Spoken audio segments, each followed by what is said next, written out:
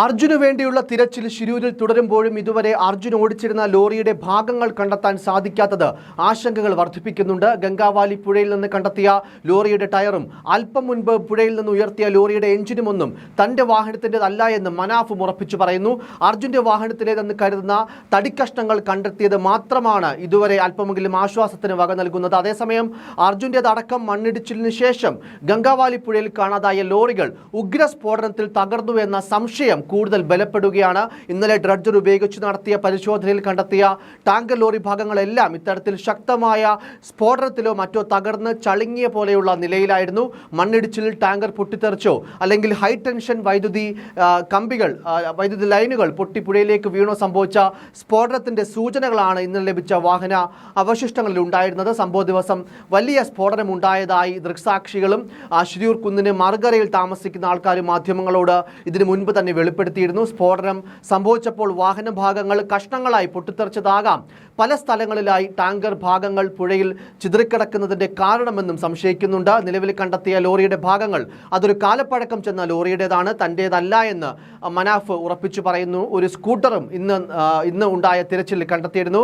മണ്ണിടിച്ചിൽപ്പെട്ട ഇന്ധന ടാങ്കർ ലോറിയുടെ പിൻഭാഗം മാത്രമാണ് അപകടം നടന്ന ഉടനെ കിലോമീറ്ററുകൾ അകലെ നിന്ന് ലഭിച്ചിരുന്നത്. ഇന്നലെ ഇന്ധന ടാങ്കറിന്റെ മുൻവശത്തെ ആക്സിലും 2 ടയറുകളും അടങ്ങുന്ന ഭാഗവും ക്യാബിന്റെ സ്റ്റിയറിംഗ് അടക്കമുള്ള ബോഡിയും ലഭിച്ചിരുന്നു. മണ്ണിടിച്ചിൽ കാരണം മാത്രം ടാങ്കർ ലോറി ഇങ്ങനെ പല കഷ്ടങ്ങളായി വേർപെടാനുള്ള സാധ്യത വളരെ കുറവാണ്. സ്ഫോടനവും പൊട്ടിത്തെറിയും സംഭവിച്ചതിന്റെ ഫലമായാണ് ഇങ്ങനെ സംഭവിച്ചതെന്നാണ് നിലവിലുള്ള സാഹചര്യങ്ങൾ വിലയിരുത്തുമ്പോൾ കരുതുന്നത്. മറ്റൊരു കാര്യം, ഈശ്വർ മാൽപേ ഡ്രഡ്ജർ കൊണ്ടുവന്ന കമ്പനി തിരച്ചിലിൽ സഹകരിക്കുന്നില്ല എന്ന് പറഞ്ഞതാണ്. ഈ ഒരു അവസ്ഥ തുടർന്നാൽ തിരച്ചിൽ നിർത്തിവെക്കുകയല്ലാതെ മറ്റു വഴികളില്ലെന്നും മാൽപേ പറയുന്നു. ലോറി ഉടമ മനാഫ് കഴിഞ്ഞ ദിവസം സ്വന്തം ചിലവിൽ മാൽപേയെ കൊണ്ട് ഗംഗാവാലിയുടെ മറ്റ് ഭാഗങ്ങളിൽ, അതായത് തിരച്ചിൽ അത്ര വ്യാപകമല്ലാത്ത ചില ഭാഗങ്ങളിൽ കടലുമായി ഗംഗാവാലി ചേരുന്ന ഭാഗങ്ങളിൽ അടക്കം തിരച്ചിൽ നടത്തിയിരുന്നത് എന്നുള്ള കാര്യം വ്യക്തമായിരുന്നു. എന്നാൽ ഈ തിരച്ചിലൊന്നും കാര്യമായി ഒന്നും കണ്ടെത്താൻ സാധിച്ചില്ല. അർജുൻ്റെ ലോറിയും ആ ലോറിയിൽ ചില ആൾട്ടർനേഷനുകൾ നടത്തിയിരുന്നു. അതിൻ്റെ ഫൈബർ ഭാഗങ്ങൾ കണ്ടാൽ അതുകൊണ്ട് തന്നെ തനിക്ക് തിരിച്ചറിയാൻ സാധിക്കുമെന്നാണ് ആ ലോറി ഉടമയായ മനാഫ് പറയുന്നത്. എന്നാൽ ഇപ്പോഴും ലോറിയുടെ ക്യാബിൻ തകരാനുള്ള സാധ്യത കുറവാണെന്ന് മനാഫ് പറയുന്നുണ്ട്. മുങ്ങൽ വിദഗ്ധൻ ഈശ്വർ മാൽപേ പുഴയിൽ മുങ്ങി നടത്തിയ പരിശോധനയിൽ ഇന്നലെ പല സ്ഥലത്തു നിന്നായി ലഭിച്ച 2 ടാങ്കർ ലോറി ഭാഗങ്ങളും ഡ്രഡ്ജറിലെ ക്രെയിൻ ഉപയോഗിച്ച് ഉയർത്തിയാണ് കരക്കെത്തിച്ചത്. പക്ഷേ അർജുൻ്റെ ലോറിക്ക് എന്ത് സംഭവിച്ചു എന്നതിൽ ഇപ്പോഴും ഒരു വ്യക്തതയിൽ ആ ഒരു ദുരൂഹത ഇപ്പോഴും തുടരുകയാണ്. പുഴയുടെ അടിത്തട്ടിൽ ലോറി ഉണ്ടാവാനുള്ള സാധ്യത ഇപ്പോഴും അത് തന്നെയാണ്, ഇപ്പോഴും അത് മുന്നിൽ കണ്ട് തന്നെയാണ് തിരച്ചിൽ നടത്തുന്നത്. അതേസമയം ഈ ലോറി ഒഴുകിപ്പോകാനുള്ള സാധ്യതയും തള്ളിക്കളയാനാവില്ല. അർജുൻ്റെ ലോറിയുടെ ഹൈഡ്രോളിക് ജാക്കി, വെള്ളം സംഭരിക്കുന്ന പാത്രം സൂക്ഷിക്കുന്ന സ്റ്റാൻഡ് എന്നിവ മാത്രമാണ് ഇന്നോളമുള്ള തിരച്ചിലിൽ അർജുൻ്റെ ലോറിയുടേതായി കണ്ടെത്തിയത്. ഇവ രണ്ടും പല സ്ഥലത്തു നിന്നാണ് ലഭിച്ചത്.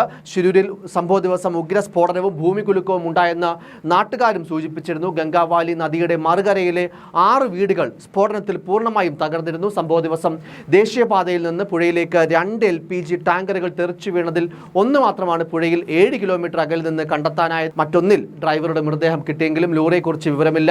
പുഴയിലേക്ക് വീണ ലോറിയിലെ LPG ഉഗ്രസ്ഫോടനത്തിൽ പൊട്ടിത്തെറിച്ചതാകാം വെള്ളം മുകളിലേക്ക് ഉയരാനും സ്ഫോടനത്തിനുമുള്ള കാരണമെന്നാണ് വിലയിരുത്തുന്നത്. കുന്ന് ഇടിഞ്ഞ് ഗംഗാവാലി നദിയിലേക്ക് വീണപ്പോൾ സുനാമി പോലെ വെള്ളം മുകളിലേക്ക് ഇരച്ചു കയറിയിരുന്നു. ഈ സമയത്ത് ഉഗ്ര ശബ്ദത്തിലുള്ള സ്ഫോടനവും ഉണ്ടായി. പുഴയിലെ വെള്ളം തിളച്ചു മറിയുന്ന ചൂട് അനുഭവപ്പെട്ടെന്നും ദൃക്സാക്ഷികൾ പറഞ്ഞിരുന്നു. അതേസമയം തീ ഉണ്ടായിരുന്നില്ലെന്നും നാട്ടുകാർ പറയുന്നുണ്ടായിരുന്നു. തീരത്തെ കരിങ്കല്ലുകളും ഗ്രാമത്തിലെ വീടുകളിലേക്ക് തെറിച്ചു വീണിരുന്നു.